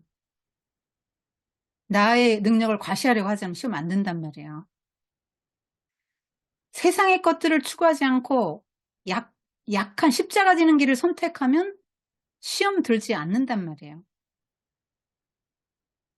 그 길이 만민을 구원하는 길이에요. 나를 구원하고 나의 가족을 구원하고 만민을 구원하는 길이에요. 십자가 지는 길, 고난의 길이. 근데 쉽고 형통한 길, 뭔가 하나님을 대체할 수 있는 거, 강한 길 이런 걸 추구하게 하죠. 이게 마귀는 강한 것밖에 몰라요. 약함의 신비 절대 모릅니다. 자꾸 강해지라고 하는 거예요. 그래서 여러분도 막 좋은 대학 가야 돼. 돈을 많이 벌어야 돼. 강해져야 돼. 그래 남들 무시당하지 않고 남들한테 무시 안 당하고 사는 거야. 너 공부 안 하면 저 꼴 돼. 지금 저런 데서 산다고. 저런 사람밖에 될 수 없는 거야. 막 이렇게 가르치면 이게 세상의 가치관을 가르치는 거예요. 근데 예수님이 왜 이 길을 선택하셨어요? 예수님이 가장 십자가 지고 수치스럽고 고통받고 희생의 길, 섬김의 길을 갔을 때 많은 온 세상의 생명을 구원하는 구원의 역사, 생명의 역사들이 일어났잖아요. 그게 하나님의 가치를 가르쳐 주는 거예요. 약자의 길을 가고 섬기는 길을 가고 희생의 길을 가라. 이것이 기독교 세계관과 기독교 가치관입니다. 이게 얼마나 놀라운 우리에게 그 파워를 주는 거예요. 말씀 한마디로 이 사탄이 주는 이 모든 것들을 부숴버릴 수 있다는 거예요. 말씀 한마디로. 말씀이 내 안에 있고 그 말씀을 믿고 그 말씀을 사용하면 사탄의 모든 괴계를 이기고 시험에 안 들고 살 수 있다는 거예요. 근데 말씀이 없어요. 세상을 더 사랑해 이런 방식을 쓰려고 그래요. 그러면 어떻게 되겠어요? 세상을 이기겠어요? 지겠어요? 사탄이 시키는 대로 하다 일평생 사는 거죠. 그러니까 예수님이 세례 받으시고 사탄을 이긴 다음에 사탄 물리쳤잖아요. 이겼어요? 사탄의 모든 권세를 물리친다 맨 처음 하신 게 뭐예요? 귀신 내쫓는 거예요. 이거 비교해보고 하루부터 얼마든지 할 수 있죠. 비교되죠. 자, 이 사람 전에 어땠어? 지금 어떻게 머리 보세요. 머리가 얌전해지고 옷을 입었잖아요. 쇠고랑을 차고요. 쇠사를 묶어놔도 이걸 끊어가지고 아무도 못하니 너무 난폭해서 힘을 주체를 못해가지고 자기 몸을 돌로 해야죠. 여러분 마귀는 강한 걸 추구한다 그랬죠. 강하게 만들어요. 힘을 주체를 못해갖고 자기를 해야 하고 남들을 해야 하게 만들어요. 여러분 부자 되면 좋을 것 같고 권세 많은 것 좋을 것 같지만 적당한 게 좋습니다. 하나님 필요한 만큼 알아서 주세요. 그 과도한 거 가지고 자기 몸을 해야 하고 자식 해야 하는 거예요. 강한 걸 너무 추구하면 이렇게 된단 말이에요. 이런 인생이 된단 말이에요. 본인이나 자녀나. 그런데 예수님은 말씀 한마디로 귀신을 딱 제어하시고 정상으로 치유하셨잖아요. 여러분 치유가 무엇으로 일어나요? 말씀으로 일어나는 거예요. 성경 말씀으로. 말씀 한마디로 하셨잖아요. 얼마나 기운이 세요. 군대 6천 명. 6천 명이에요. 한 군단이. 레기온. 이거 됐을 때 다 들어갔잖아요. 그렇게 강한 힘을 마귀가 줘요. 이걸 추구하면서 살게 만들어요. 힘을 추구해서 결국 이런 삶을 살게 해요. 아니 나는 미치광이가 아니에요. 아니에요. 뭐인가 쏠려 있어요. 이렇게 자기도 상하고 남도 상하게 만들면서 살 수밖에 없는 인생이 되게 만들어요.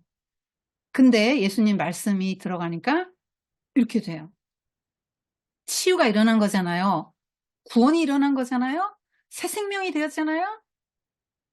너무나 달라졌죠. 이 사람 이대로 살면 어떤 인생이 됐을까요? 뒷이야기 한번 써보세요. 어떤 인생이 됐을까요? 애들한테 물어봐요. 이렇게 계속 살고 예수님 안 만났으면 어떻게 됐을까? 예수님 만났기 때문에 이렇게 됐잖아요. 산 증인이에요. 하나님 나라에.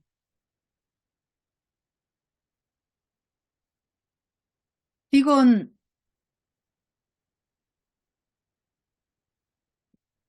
변화산에서 내려오셨을 때 이 아이가 이렇죠. 중국어 갖고 발작해요. 자, 내 아이는 저렇지 않은데? 안 그렇죠. 그렇지 않아요. 근데 여기 귀신에 사로잡힌 상태잖아요. 어려서부터 그래요. 어린아이를 공략한다 그랬죠. 물에도 들어가게 하고 불에도 들어가게 하죠.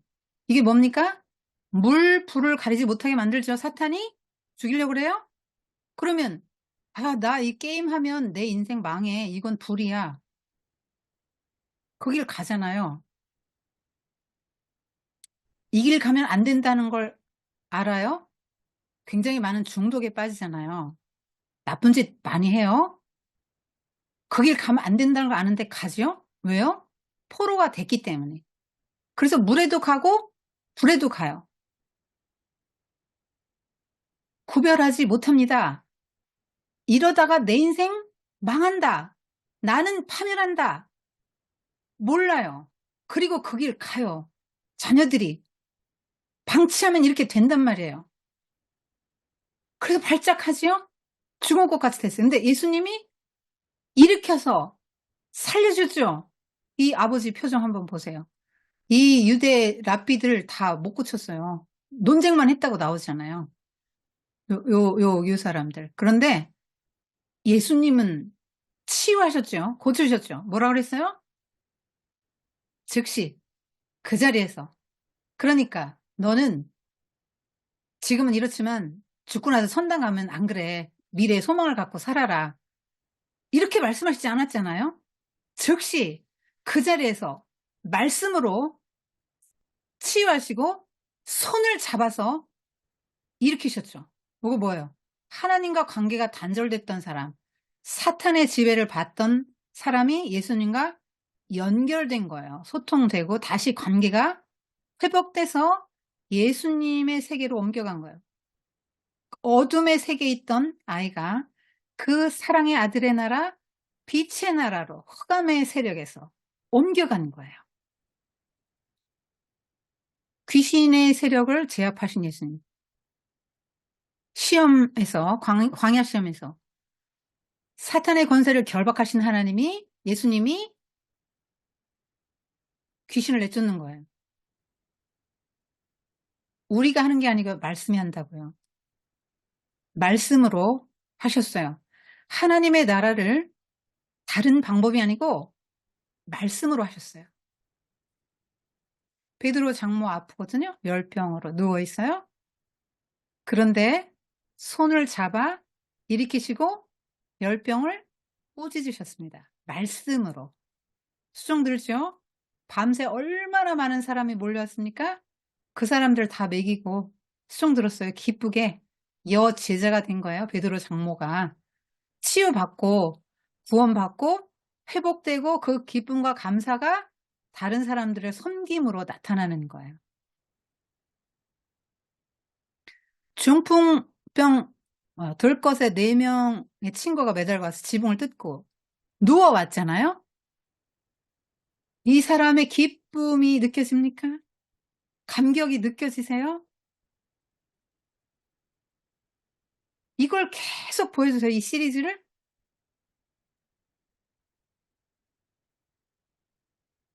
그러면 이 사람은 치유받는 거예요. 여러분, 사람이 몸이 먼저 망가졌나요? 마음이 먼저 망가졌나요? 아담과 하와 때? 마음이 망가지고 나서 몸이 망가지고 병들고 죽는 인생 됐잖아요. 그럼 뭐부터 치료하면 돼요? 영부터. 마음부터 치유하는 거예요. 그러면서 육체적으로 호전되는 것입니다. 물론 이 땅에서 안 낫는 사람도 많아요. 예수님 이 땅에 오셨을 때는 하나님의 나라는 이와 같다. 모든 죄와 죽음이 사라지고 질병도 사라지고 그런 거를 보여주기 위해서 샘플로 몇몇 병자들을 고쳐주신 거예요. 이 땅에서 나을 수도 있고 안 나을 수도 있습니다. 그러나 영은 치유됩니다. 말씀이 들어가면. 마음은 치유돼요. 그래서 왜곡되지 않은 마음, 삐뚤어지지 않은 마음으로 살아가게 돼요. 우리 인간이 다 자기가 자기를 보는 눈도 왜곡되어 있고요. 남을 보는 눈도 왜곡되어 있고 자기 사랑하지 못하는 사람도 얼마나 많은지 몰라요. 하나님의 눈으로 자기 못 봅니다. 그런 마음이 치유된단 말이에요. 말씀이 들어가면. 이런 장면을 계속 보여주면 치유를 경험할 수 있죠. 예수님의 능력이 어떤지를 알 수 있게 돼요. 여러분, 예수님이 이거 말씀으로 치유하셨잖아요. 이 사람의 죄를 사해 주셨잖아요. 그런 말씀이 얼마나 중요한지 알겠죠. 말씀 가까이 하겠죠. 이런 거 계속 읽고 보고 하면은 믿음이 생긴단 말이에요. 이게 마음과 영이 치유된다 이 말이에요. 자, 혈루병 여인이죠. 요 사람 전후 비교해 보게 하세요. 옷깃만 만져도 내가 낫겠다. 이 사람이 얼마나 절박한 처지에 있는지 성경 찾아가면서 소리를 내서 읽게 하세요. 자, 몇 절에서 몇 절까지 나오는데 한번 읽어볼까? 너 한 절 읽고 나 한 절 읽자. 소리 내서 읽으세요. 선포하시고 읽으시고 그 말씀을 내가 듣고 내 자녀가 듣도록 같이 읽으세요. 이거 뭐 숨은 그림 찾기 해도 돼요. 혈루병 여인이 어디 숨었나 찾아볼까? 그리고 이걸 공개한 이유가 뭐예요? 이 여자는 이제 부정하지 않으니까 왕따시키지 말라는 거예요. 그 다음에, 사람들이 밀어가지고 그러는 거예요. 아니야, 누가 나 만졌다? 사람들이 밀어서 그러는 거예요. 아니야, 내 능력이 내게서 나갔어. 그거를 여러 사람들이 있는 데서 내 능력이 나가서 치유한다는 거죠. 예수님은 요 후에 제자들에게 권능을 나눠주셨다고 나와요. 예수님으로부터 권능이 나가서 제자들도 파송받아서 동일한 일을 행해야 됩니다. 그래서 공적으로 다루시는 거예요. 내게서 능력이 나간다. 10명의 문둥병자. 치유의 장면이죠. 유대인들 9명 구원받지 못했어요. 이 사마리아인 1명만 구원받았습니다. 율법은 구원하지 못해요. 유대교는 구원하지 못합니다. 그러나 예수님은 구원합니다. 성전으로 달려갔잖아요. 이 사람들은 구원 못 받았어요. 몸은 치유받았지만. 참 성전이 예수님의 참 성전으로 참 제사장에게로 달려온 사마리아는 구원받아요. 자, 9명과 1명 비교 대조할 거 굉장히 많아요. 시간이 없어 패스하겠습니다. 얼마나 감격적입니까? 여러분 이게 느껴집니까? 자, 이렇게 눈을 떠서 이거 느껴져요, 기쁨이? 근데 바리새인들은 막 지금 이러면 안 된다고 하는 거죠. 자, 이런 인생이 날 때부터 소경됐죠. 죄 때문에 그래. 부모의 죄인가 본인의 죄인가 이런 세계관을 갖고 살았잖아요. 제자들이 그때 당시에 아니야. 하나님이 하시는 일을 나타내는 거다. 부모의 죄도 아니고 본인의 죄도 아니다. 세계관을 확 바꿔주시는 겁니다. 마음을 개조시켜주는 거예요. 뭐야? 이제까지 나는 사람들이 얼마나 너는 천벌 받은 거야. 이래가지고 얼마나 많은 죄책감이 눌리고 살았는데 죄가 아니라고? 하나님이 하신 일을 나타낸다고? 그 세계관을 가진 후에 이 사람 진짜 그런 사람이 돼요. 바리새인들하고 싸우잖아요. 이 무식한 사람이. 이깁니다. 너무 통쾌하고 너무 멋있어요. 이런 거 자꾸 보셔야 되는 거죠. 허리 구부러진 년 회당에서 있는데요. 쫙 펴졌습니다. 통쾌하지 않습니까?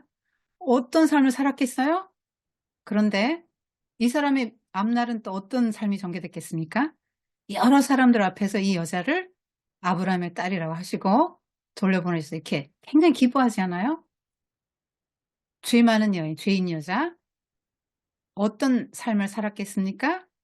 근데 예수님께서 시몬에게 이 여자와 시몬을 비교해 주십니다. 비교 대조 하부르트하기 굉장히 좋은 거예요. 그리고 죄사함을 확신시켜 주시고 이렇게 치유하십니다. 완전한 회복입니다. 죄책감으로 고통받는 사람들에게 이걸로 하부르트 할 수 있습니다. 예수님은 아무도 정죄하지 않습니다. 모든 사람들이 다 돌아가죠. 죄 없는 사람은 한 명도 없습니다. 사마리아 여인, 이 여자가 이렇게 기뻐하고 한 동네를 완전히 바꾸는 사람이 됐지요. 이 물이 자기를 살릴 줄 알았는데 이 물은 여전히 목마르게 해요. 유대교는 목마르게 하죠. 그런데 이 물동이 버려두고 갔어요. 왜? 이제 필요 없어요. 유대교를 상징하는 이 물통은 필요 없습니다. 이거 없어도 생수이신 예수님을 만났기 때문에 그가 메시아예요. 이 여자 일생이 바뀌었어요. before, after 비교 대조하기 굉장히 좋습니다. 죽은 자를 살려줄 야이로의 딸. 얼마나 감격적이에요? 죽은 자를 살립니다. 엄마가 외아들 죽었는데 다시 돌려받았어요. 여러분, 죽음의 문제를 이렇게 이런 이야기들을 통해서 상실의 아픔, 사별의 아픔을 가진 사람을 위로할 수 있습니다. 우리는 잃는 게 없어요. 반드시 돌려받습니다. 부활합니다, 우리는. 어미에게 돌려줬다 이렇게 나옵니다. 이것도 너무 감격적이죠. 말씀 한마디로 살리잖아요. 말씀으로 살렸습니다. 말씀 한마디로 살리셨어요? 자, 예수님은 우리가 부활하는 존재라는 걸 알려주시는 거예요. 예수님의 부활은. 자, 아리마대 요셉이 요청했고 매장했습니다. 그랬더니 또 바리새인들, 종교 지도자들, 산헤드린 공연들이 가서 예수가 살아생전에 이런 말 했으니까 지켜야 된다. 경비병 달라. 그래서 이렇게 큰 돌로 막습니다. 그렇기 때문에 빈무덤이 더 증거가 되죠. 근데 무덤문 굴려지고 여자들이 갖고 확인해서 두 제자 베드로와 요한이 달려와서 확인했습니다. 아무것도 없었죠. 둘이 제자가 돌아가고 막달라 마리아는 예수님을 만나고 최초의 사도에게 보냄받은 사도가 되죠. 부활하신 예수님 제자들 앞에 나타난 음식을 먹습니다. 이렇게 부활하셨는데 제자들이 유령인 줄 아니까 먹을 거 없느냐? 유령은 몸과 살과 피가 없지, 뼈가 없지. 근데 나는 다 있다. 먹을 거 없냐? 구운 생선을 갖다 드렸더니 드셨다. 의심 많은 도마에게 만져봐. 그러니까 마리아가 만지려고 그러니까 아직 난 아버지께로 올라가지 못했으니까 만지지 마. 그러니까 도마에게는 만져봐. 각각 다루시는 방식이 다르죠. 그리고 부활 승천하셨잖아요. 가신 그 모습 그대로인데 이게 뭡니까? 왜 천천히 제자들이 보는 데 올라가셨을까요? 부활하신 몸이 하나님의 나라로 가는 걸 보여주고 제자들 너희는 부활할 거야. 그리고 너희들 갈 곳이 있다라는 걸 보여주는 거예요. 다시 오신다고 약속하셨습니다. 실패했을 때, 여러분이나 여러분의 자녀가 실패했을 때 부인하고 닭이 울었죠. 예수님이 돌아보십니다. 눈이 마주쳤을 때 베드로가 말씀이 생각났어요. 네가 나를 3번 부인할 거야. 그 말씀이 생각나서 통곡하면서 옵니다. 회개가 어떻게 이루어집니까? 말씀. 그리고 실패한 베드로를 회복시켜주는 장면. 요거 숯불 데자뷰 요소가 있죠. 그 대제사장의 집 뜰에서 불을 쬐면서 부인하지 않았습니까? 3번 질문, 3번 확증. 베드로의 과거에 대해서 일체 말하지 않습니다. 회복되는 감격스러운 장면이에요. 실패했어도 새로운 사명을 주시고 존중해 주시고 새로운 용기를 주시고 회복시켜주는 감격적인 장면이죠. 고기 새로 이렇게 많이 153마리를 잡게 했을 때 베드로는 첫 경험을 떠올렸을 거예요. 이름 바꿔주신 그 경험. 그리고 예수님 없이는 nothing인데 예수님이 어디로 금을 던져라. 오른쪽으로 금을 던져라 했을 때 이렇게 많이 잡힙니다. 예수님의 말씀을 가지고 수많은 사람을 낚는 어부가 될 걸 보여주는 그림이죠. 그래서 휘장이 찢어진 건 예수님이 구원의 길을 열어주셨다는 거예요. 이 지성소에는 아무나 못 들어갔거든요. 가장 성스러운 곳 구별해놨어요. 장소를. 아무나 못 들어가. 1년 1차 대제사장만 들어가요. 그런데 예수님이 십자가에 죽으시면 동시에 쫙 찢어졌습니다. 아무나 들어갈 수 있다. 누구나 하나님 앞에 들어갈 수 있어요. 예수님이 그 길을 열어놓으셨어요. 그래서 전도할 때는 이 요한복음 3장 16절 말씀을 니고데모에게 주셨기 때문에 이걸 가지고 여러분 전도할 수 있습니다. 예수님을 믿고 바라보기만 하면 구원받는 길을 열어준 거예요. 새 길, 휘장 사이로 난 길. 그러니까 예수님은 다른 방법으로 돌아가신 게 아니고 십자가에 달려 돌아가신 이유가 뭐냐면 노뱀처럼 매달려서 그를 보는 자마다 살게 하기 위해서 바라보는 자, 믿음으로 바라보는 자는 다 구원받는다. 이걸 전도하실 수 있고요. 또 돌아온 탕자도 이것도 전도에 사용하실 수 있어요. 이 두 아들은, 이 큰 아들은 유대인이고 작은 아들은 우리를 말해요. 그래서 하나님 없이 인본주의적으로 살려고 했던 사람을 말해요. 방탕하게 살았다 그게 아니고 내 인생 하나님 없이 내 마음대로 내가 선하게 기준도 정하고 내 마음대로 내가 원하는 것을 다 하면서 살았던 인생이 자유로울 줄 알고 더 잘 살 줄 알았는데 더 궁핍하게 돼 아버지로부터 단절됐기 때문에 하나님으로부터. 자기 자원이 다 떨어졌을 때 죽을 뻔 해서야 겨우 아버지께 돌아왔는데 죄인이 환대받는 나라가 하나님 나라죠. 그래서 일생 동안 산 죄를 묻지 않아요. 회개한 사람에겐. 그래서 너는 내 아들이고 아들이고 아들이다. 잔치, 송아지 잡는 잔치와 반지와 새 옷과 이런 걸로 확증을 해주시고 아들로 받아주시죠. 이거는 전도할 때 너무 좋고요. 이것도 죽음 직전에 하나님의 나라 임할 때, 당신의 나라 임할 때 나를 구원하소서 한 이 강도, 네가 오늘 나와 함께 낙원에 있으리라, 전도할 때 굉장히 좋습니다. 아무것도 한 일이 없어요. 일 가지고 가는 게 아니에요. 은혜로 들어가는 나라예요. 요 양쪽에 있는 강도는 인본주의적으로 혁명을 일으켜서 하나님 나라가 오게 하려고 했던 혁명가들이고요. 예수님은 십자가의 방식으로 하나님 나라를 이루려고 했어요. 똑같은 혁명가들로 취급받아서 돌아가셨는데 이 강도는 죽기 직전에 믿고 회개하고 하나님 나라 백성이 됐습니다. 이것도 전도에 너무 좋은 거예요. 자존감 치유에 굉장히 좋아요. 예수님이 변형되셨어요. 세 제자가 분명히 봤습니다.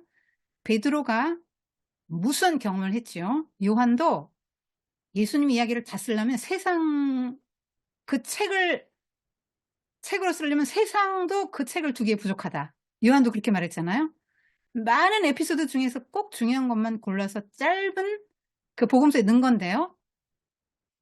베드로는 그 많은 경험 중에 딱 하나 베드로서 언급했어요. 우리가 그 산에 올랐을 때 영광스러운 그 경험하지 않았냐? 이렇게 언급했습니다. 직접 봤어요. 근데 예수님은 이렇게 영광스러운 존재고요. 우리도 이렇게 된다고 성경이 약속하고 있잖아요. 예수님처럼 된대요. 그러니까 우리가 원래 얼마나 영광스러운 존재였는데 죄 때문에 산산이 이 영광이 깨진 존재인지를, 그리고 인간은 죄인인데 예수님을 믿을 때 이렇게 다시 영광스러운 존재로 영원히 산다는 것을 가르쳐 줄 수 있어요. 세상에서 외적인 조건으로 무수한 사람들에게 그런 말들을 들으면서 열등감 속에서 사는 사람이 자존감을 회복하는 유일한 길이 무엇입니까? 이거죠. 원래 인간이 하나님의 형상으로 지음받아서 얼마나 영광스러운 존재이고 그것이 그 사람의 본연의 가치라는 거죠. 외적인 것은 그의 가치가 아니라는 거예요. 그런 얘기를 여기서 해줄 수 있어요. 죽음 이후에 대한 소망을 가질 수 있죠. 빛나는 예수님의 이 장면 하나로. 왜 제자들에게 이거 보여주십니까?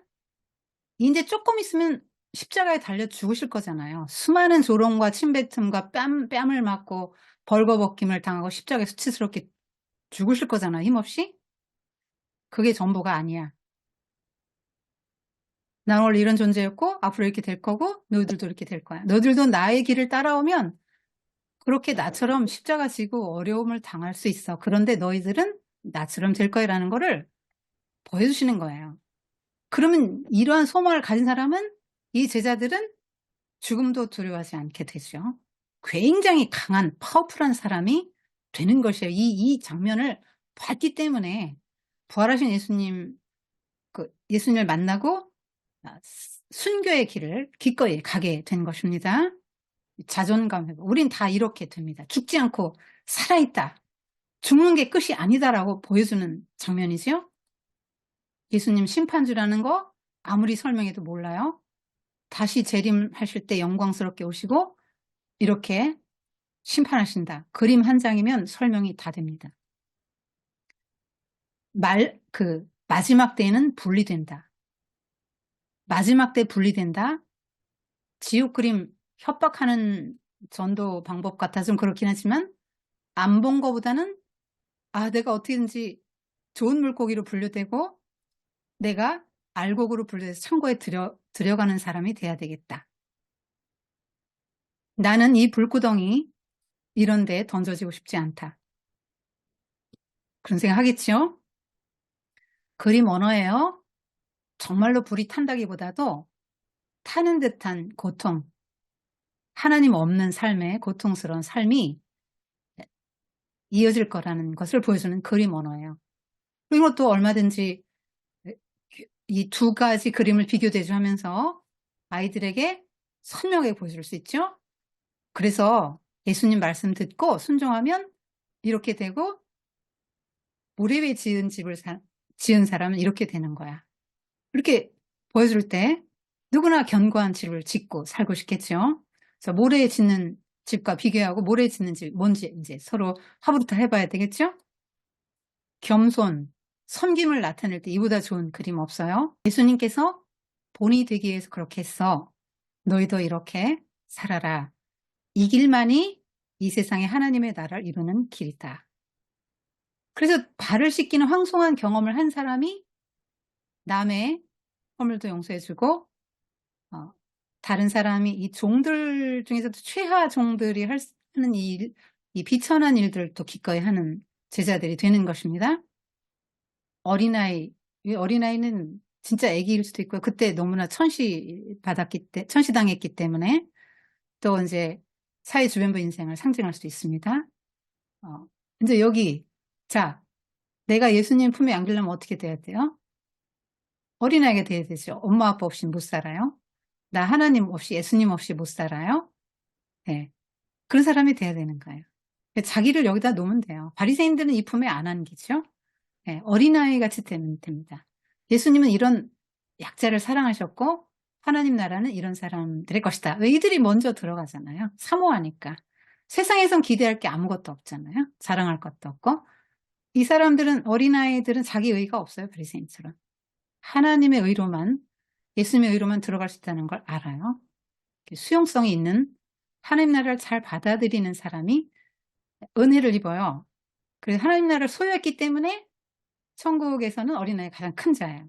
하나님 나라가 복이고 하나님 나라가 사람을 크고 위대하게 만듭니다. 어린아이, 아까 말씀드렸죠. 이런 일들을 예수님은 말씀으로 하신 거죠. 어린아이가 이렇게 수많은 사람을 먹이는 거예요. 하나님의 나라는. 기쁜 거 표정, 보화를 발견한 사람이죠. 얼마나 놀랐어요. 이 하나님 나라의 가치를 아는 사람은 반드시 대가를 치르라고 사요. 너무 기뻐하고 놀래잖아요. 자, 이런 건 하브루타, 이거 표정을 한번 형용사로 말해볼까? 이게 음용한 거죠. 헤롯. 유다의 엿보는 표정인데, 표정 같은 거 한번 흉내내봐. 이런 거 할 수 있어요? 분노한다. 형용사로 말해보고요. 한 번 너도 해봐. 역할극 시킬 수 있어요? 무슨 상상일까 해볼 수 있죠. 왜 올까? 왜 이렇게 우는데 예수님은 애통하는 자가 복이 있다고 하셨을까? 왜 올까? 누구일까 하고 맞춰보기도 할 수 있고요. 하브루트 할 거 많아요. 혈루병 여인 찾아보기. 자, 예수님 나귀 타고 가시는 장면인데 이것도 뭐 하브루트 할 거 많죠. 자, 액티비티 마지막입니다. 이거 시간 없어서 패스하겠습니다. 나중에 화면 정지해놓고 보십시오. 이렇게 몇 개만 적어봤는데 이렇게 같이 읽어보는 거 중요하고요. 애들은 자기 아는 거 말하게 하면 굉장히 좋아하거든요. 이름도 알아맞히고 뭐 등장인물이 해주고 싶은 말 해봐. 충고, 조언, 칭찬, 격려, 축하 뭐 그 다음에 감정 같은 거 익히기. 굉장히 이런 거는 그 EQ 지수 높이는데 도움이 될 것 같거든요.